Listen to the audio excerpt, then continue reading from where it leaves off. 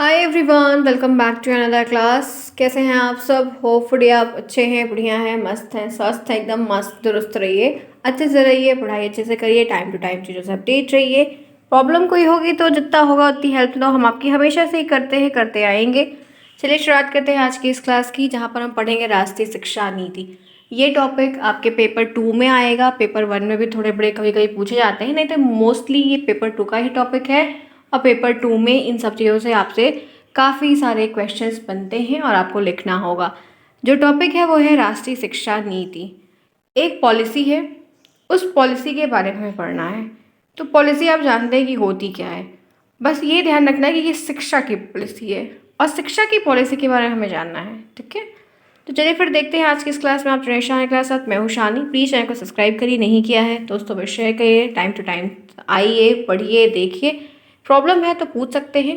चलिए शुरुआत करते हैं। शिक्षा नीति में आखिर है क्या? सबसे बड़ा क्वेश्चन बनता है कि राष्ट्रीय शिक्षा नीति क्या होती है। राष्ट्रीय शिक्षा नीति आप क्या समझते हैं? अपने शब्दों में इसके अभिप्राय करिए, वर्णन दीजिए, इनकी बातों को बताइए। ऐसे कई सारे आपको अलग अलग क्वेश्चंस देखने को मिलते हैं जो आपको करना होगा, चाहे वो आपके अति लघु उत्तरी में आएंगे, चाहे वो लघु उत्तरी में आएंगे, और कुछ सारे क्वेश्चंस ऐसे होंगे जो इसी में से आपको बहुविकल्पी भी बनेंगे। तो तीनों सेट के पेपर्स के लिए आपको, मतलब क्वेश्चंस के टाइप्स के लिए आपको तैयार रहना है। तो तैयार है आज की इस क्लास को देखने के लिए? चलिए आइए देखते हैं कि है क्या एक्चुअली में।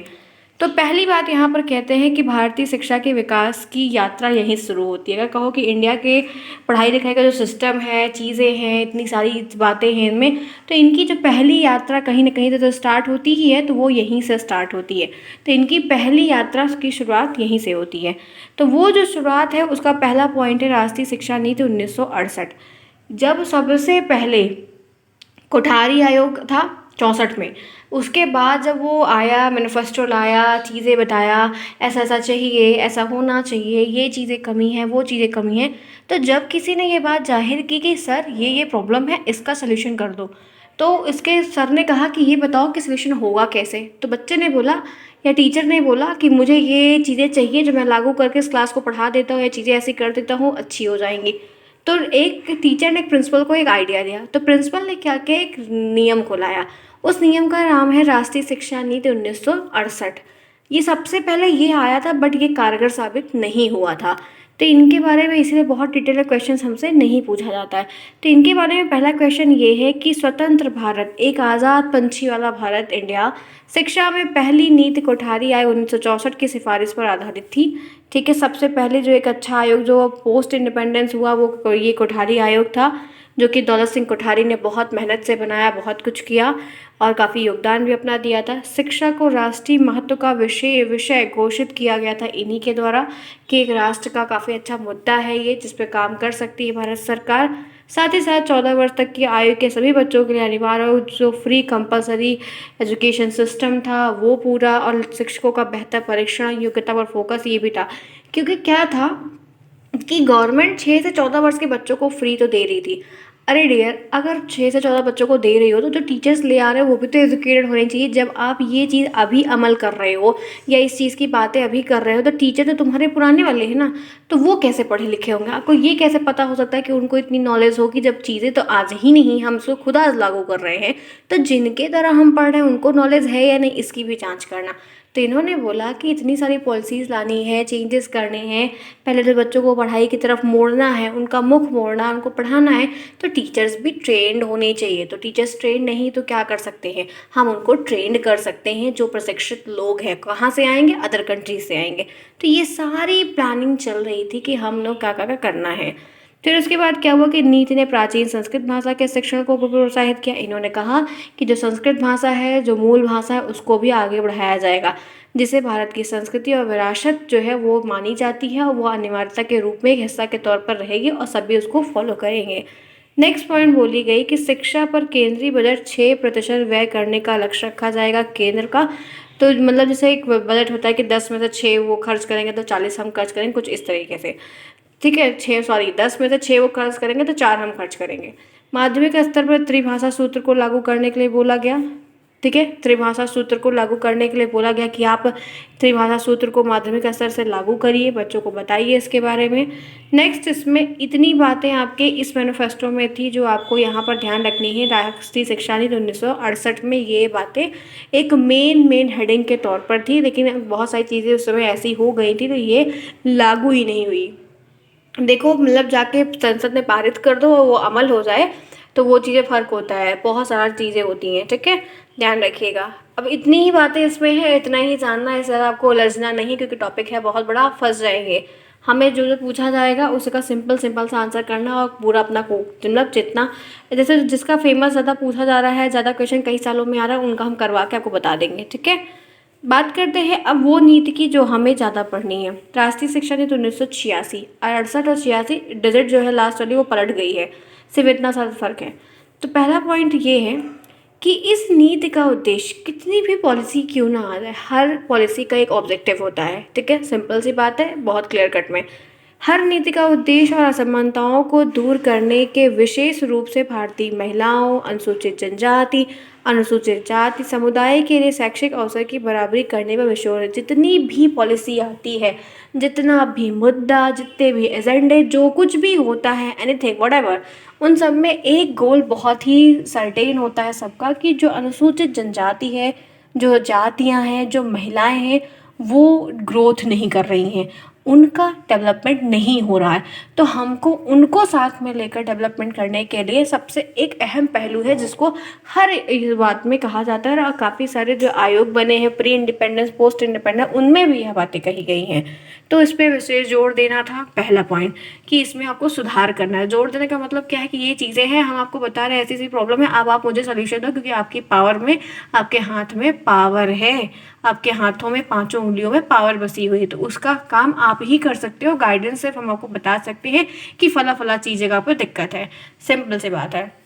उसके बाद क्या हुआ कि इस नीति ने प्राथमिक स्कूल को बेहतर बनाने के लिए ऑपरेशन ब्लैक बोर्ड लाया। ऑपरेशन ब्लैक बोर्ड मैं आगे बताऊंगी। ऑपरेशन ब्लैक बोर्ड का मतलब होता है कि जिस स्कूल में मैं यूपी टेट का पेपर देने गई थी, जब फर्स्ट टाइम मैं गई थी, तो मैं जिस कॉलेज में गई थी वहाँ पे मैंने देखा, तो वहाँ के जो स्कूल थे यूपी बोर्ड के ही थे, 8 तक थे, हाँ 8 तक ही शायद थे, तो उनके ब्लैक बोर्ड में बहुत बड़ा सा होल था, वही ब्लैक बोर्ड था, मतलब प्लस्तर वाला। हमने कहा देखो क्या ही, आज अभी मतलब इस तरीके से ये देखने को बहुत जगह मिलती है, आज भी बहुत जगह है जहाँ पर कहीं कहीं बहुत अच्छा है, कहीं कहीं एकदम प्रॉपर तरीके से टाइल्स वगैरह लगी है, डेस्क बेंच है पूरा, कहीं कहीं बहुत अच्छे तरीके से है, लेकिन कहीं कहीं बहुत बेकार तरीके। तो इन्होंने बोला कि बहुत सारे ऐसे स्कूल हैं जहाँ पर ऑपरेशन ब्लैक बोर्ड की तरह, जहाँ पर ब्लैक बोर्ड्स नहीं हैं, डेस्क बेंच नहीं है, चटाई नहीं है, खिड़की नहीं है, दरवाज़ा नहीं है, खेलने का सामान नहीं, कुछ नहीं है, और प्राइमरी स्कूल खुला हुआ है। तो वहाँ पर ऐसे जितने भी स्कूल हैं उनकी लिस्ट बनाओ, उसको फाइंड आउट करो और वहाँ पर ऑपरेशन ब्लैक बोर्ड को ले आओ। तो ऑपरेशन ब्लैक बोर्ड में ये सारी चीज़ें आती हैं कि जो अरेंजमेंट होती है, जो व्यवस्थाएं नहीं मिल पाई हैं, वो व्यवस्था गवर्नमेंट उन स्कूलों को दे। तो ये प्राथमिक स्तर के लागू करने के लिए बात कही गई थी। आगे बढ़ते हैं। इस नीति ने इंदिरा गांधी राष्ट्रीय मुक्त विश्वविद्यालय के साथ ओपन यूनिवर्सिटी प्रणाली का विस्तार किया।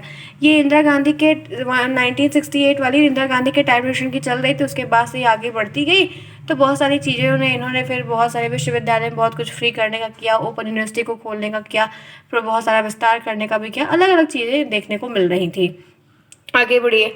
नेक्स्ट पॉइंट है कि ग्रामीण भारत में जर्मनी स्तर पर ज़मीनी स्तर पर, एकदम बेसिक नींव के स्तर पर आर्थिक और सामाजिक विकास को बढ़ावा देने के लिए महात्मा गांधी के दर्शन पर उनके नेतृत्व के हिसाब से ग्रामीण विश्वविद्यालय मॉडल के लिए निर्माण के लिए नीति का आह्वान किया गया। मतलब गांव में बहुत सारी चीज़ें डेवलप करो, गाँव को भी डेवलप करो, कस्बा है, ज़िला है, बहुत सारी जगह होती हैं जहाँ पर आप एक ज़मीनी स्तर से अगर देखोगे, क्योंकि हम भारतवासी एक प्रकार से एग्रीकल्चर के एरिया में रहे, तो गाँव का एरिया एक प्रकार से था। अब वो समय के साथ डेवलप हो रहा है, चीज़ें आगे बढ़ रही हैं, तो उन्होंने बोला कि कुछ ऐसे विश्वविद्यालय, स्कूल, बहुत सारी चीज़ों को प्रोवाइड करना, ऐसे मॉडल बनाना, इन सब चीज़ों को मतलब काम में ले आओ ताकि हेल्प हो, आगे ग्रोथ हो। आगे बढ़िए, ठीक है। एक बात ध्यान रखिएगा, मैं आपकी जो क्लासेस है इसमें कोर्स बहुत ज़्यादा है, तो मैं उतनी ही क्लियर कट की बात करूँगी जितना आपको ज़रूरी जानना है और जितना आप पेपर में लिख कर आओगे, जितना आपको लिखना होगा। मैं इससे ज़्यादा इसमें बातें नहीं बताऊँगी। क्वेश्चंस के फॉर्म में मैं कुछ ज़्यादा करवाऊँगी, थ्योरी के फॉर्म में थोड़ा कम करवाऊँगी, तो इस बात को ध्यान रखें। और जो बच्चों ने नोट्स परचेज़ किया हुआ है वो यहाँ से बिल्कुल नहीं लिखेंगे कुछ भी, वो अपनी उसी नोट से तैयार करेंगे, नहीं तो उनके लिए कन्फ्यूजन क्रिएट हो जाएगी कि वहाँ पर थोड़ा ज़्यादा दिया हुआ है, क्योंकि वो पूरी नोट्स है, पूरी बुक टाइप की नोट्स रहती है जिसमें सारे पॉइंट्स दिए रहते हैं। यहाँ पर क्लियर कट में सिर्फ मेन मुद्दे की बात हो रही है, जितना आपको पेपर में सिर्फ लिखना है। तो ये ध्यान रखिए कि अगर आप उससे तैयारी कर रहे हैं तो आप उसी से करिए, यहाँ पर लजने की ज़रूरत आपको बिल्कुल भी नहीं। सिर्फ क्लास को लेके सुन लीजिए कि ये टॉपिक क्या है और मैंने आपको क्या बताया है, लिखना आपको उसी से है, ठीक है, ध्यान रखिएगा। आप अपनी तैयारी जो बच्चे लिए हैं वो उसी से ही करिए, बिल्कुल भी जो क्वेश्चंस उसमें दिए गए आप उसका आंसर पहले से तैयार करके रखिए।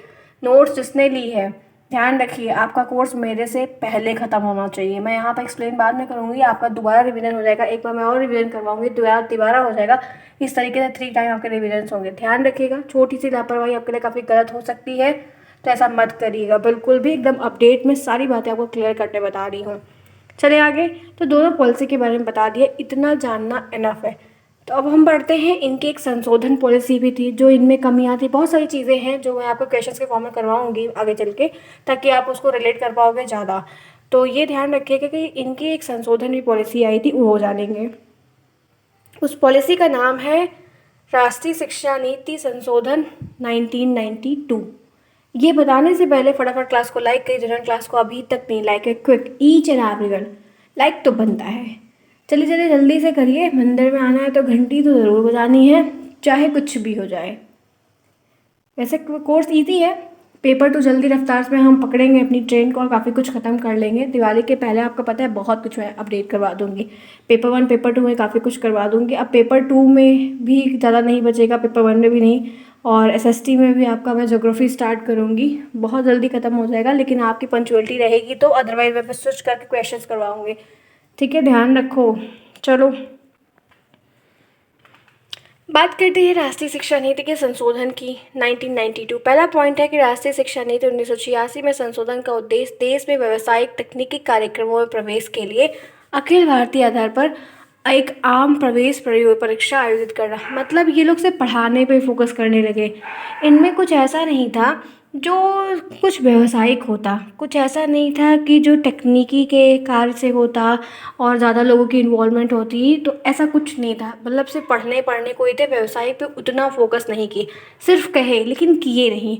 तो वो थोड़ा मद्देनजर रखा गया कि बच्चा पढ़ तो रहा है, हाँ ठीक है, बहुत सीरियस नहीं पढ़ रहा है, आप जानते ही हो कि सरकारी कार्यक्रम किस रफ्तार में चलता है। तो उसके बेस पे फिर इन्होंने बोला कि आप ऐसा कुछ कर रहे हो तो ऐसा कुछ ऐसा डालो जिसमें व्यवसाय की चीज़ों को भी लाया जाए, जिससे ये भी डेवलप हो, लोगों को काम भी मिले। तो इस तरीके से बहुत सारी चीज़ों को करने के लिए बहुत सारे एग्ज़ाम्स वगैरह भी बनाए गए, बहुत, ताकि बच्चे इन्वॉल्व हों, समझें कि नहीं ये चीज़ करने से ये चीज़ होगा, तो काफ़ी कुछ चीज़ें इन्वॉल्व की गई थी। उसके बाद कहा जाता है कि इसने प्रवेश परीक्षाओं की बहुलता के कारण बच्चों को अभिभावक शारीरिक मानसिक वित्तीय बोझ को कम करने की समस्या को हल किया गया। और इसमें फिर बहुत सारे एडमिशन्स वगैरह भी नहीं हो पाते थे, ये भी एक कंप्लेन आई हुई थी कि जल्दी एडमिशन नहीं मिलते, प्रवेश नहीं मिलता है, बहुत सारी चीज़ों का रीज़न बता देते हैं और काफ़ी सारे फैक्टर्स रहते हैं। तो उनकी समस्या को भी हल किया गया था कि ऐसा कुछ भी नहीं है, आपको नॉर्मल तरीके से सबको इक्वली ट्रीट करना है और इक्वली चीज़ें लेनी है। तो इसके तहत काफ़ी सारे काम भी किए गए थे। इसमें जो आयोग के मेंबर्स होते थे, जब कोई ऐसी कंप्लेन वगैरह कुछ भी आया करती थी ना, तो उसकी जांच भी होती थी। ऐसा नहीं है कि सिर्फ उतने तक ही किसी ने ऐसे सजेस्ट कर दिया और चीज़ें हो गई, जी नहीं, ऐसा नहीं था।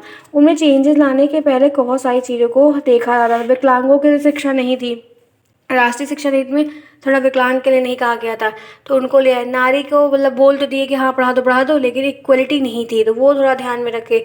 उसके बाद शिक्षा के प्रबंधन कहे तो कि ब्लैक बोर्ड ला देंगे, ये ला देंगे, वो ला देंगे, उसको भी नहीं किए, तो वो भी ध्यान रखना पड़ता है। इनके बारे में ये भी कहा जाता है कि ये लगभग 1992 का जो यहाँ पर हुआ था, ये सरकार जनार्दन रेड्डी समिति के टाइम पर ये संशोधित हुई थी।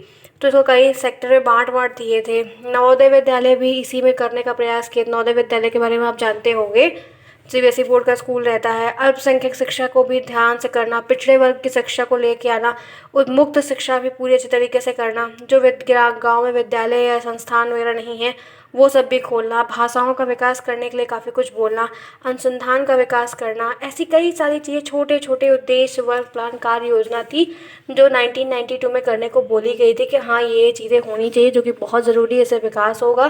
तकनीकी का प्रबंधन करना, खेल की शिक्षा देना, शारीरिक शिक्षा देना, मूल्यांकन की प्रक्रिया भी होनी चाहिए। जो परीक्षा वगैरह हो रही है बहुत हल्के तरीके से हो रही है, उनमें सुधार करो। ताकि बच्चा सीख पाए, कर पाए। टेस्ट लेना ज़रूरी है। जनसंचार की भी कोई से मतलब ऐसे क्लासेस हो या डिबेट वगैरह हो, अध्यापकों का भी बीच बीच में टेस्ट लिया जाए, उनका भी परीक्षण हो, ताकि वो अपडेटेड रहें, ताकि उनको रहे कि हाँ मेरे से भी पूछा जाएगा या हमसे पूछ लिया जा सकता है। कुछ ऐसी चीज़ें थी जो दिक्कतें 1986 में 1968 में मिली, तो उन सारी चीज़ों को सॉल्व करने के लिए, मीट आउट करने के लिए, ख़त्म करने के लिए इन सब चीज़ों को कई खंड में, कई आयोग में, कई लोगों में बांटा गया और धीरे करके इसको सॉल्व भी किया गया था। ठीक है, आगे बढ़िए। अब देखिए, सबसे पहले यहाँ पर एक पॉइंट है कि शिक्षा नीति में जो चेंजेस ये हैं इनकी नीड्स क्या है। तो पहला पॉइंट है कि बदलते वैश्विक परिसर, एक होल पर्पज से अगर आप देखोगे तो ज्ञान आधारित अर्थव्यवस्था की आवश्यकताओं को पूरित करने के लिए यहाँ बहुत सारी प्रणालियाँ में आवश्यकता लाने बहुत ज़रूरी था, क्योंकि जो एक इकोनॉमी का फैक्टर होता है वो चीज़ें काफ़ी आर्थिक बहुत दिक्कत कर देती कभी कभी। तो उसके डेवलपमेंट को भी ध्यान में रखने के लिए इन चीज़ों को थोड़ा किया गया, इसीलिए कहा गया कि थोड़ा सा बिजनेस वाली चीज़ों को भी इंक्लूड करो। नेक्स्ट है कि शिक्षा की क्वालिटी को बढ़ाना। शिक्षा की क्वालिटी अच्छी नहीं है, नया नहीं है, नई चीज़ें नहीं हो रही, तो उनको लाने का प्रयास करो कि उसको ले आओ, बच्चों को इंगेज करो, इन्वॉल्व करो, तो वो चीज़ें आगे बढ़ेंगी। फिर उसके बाद है भारतीय शिक्षा व्यवस्था की वैश्विक स्तर से एक वर्ल्ड स्टेट अगर देखो लेवल पे देख रहे हो तो सुनिश्चित करने के लिए वैश्विक मानकों को अपनाने के लिए अगर आप चाह रहे हो कि हाँ वर्ल्ड के रैंकिंग में कहीं दिखो या अलग अलग सेक्टर्स में दिखो, तो आपको उसके हिसाब से काम भी करना पड़ेगा। अगर आप कुछ डिज़र्व करते हैं तो आप उस डिज़र्व तब करेंगे जब आप में वो उसकी एबिलिटी कैपेबिलिटी होगी कि आप उसमें सक्षम हैं, तभी चीज़ें आप डिज़र्व करेंगे और तभी चीज़ें आपको। तो आप अगर चाह रहे हो कि आप कुछ यूनिवर्स के वर्ल्ड के आधार पर वहाँ पर रहकर कुछ अच्छा करो, कुछ सीखो, बनाओ, करो, तो ऐसे जो उनके मानक होंगे उन पे खरा उतरना होगा। तो इन्होंने बोला कि कुछ ऐसी चीज़ों को ले आओ जो नहीं हो रहा है, क्योंकि हमें उस स्टेज तक भी पहुँचना है। ठीक है, अब एक पॉइंट इसमें मैं आज आपको और बढ़ाऊँगी। राष्ट्रीय शिक्षा नीति का जो टॉपिक था 1986 का वो पूरा ओवर हो गया।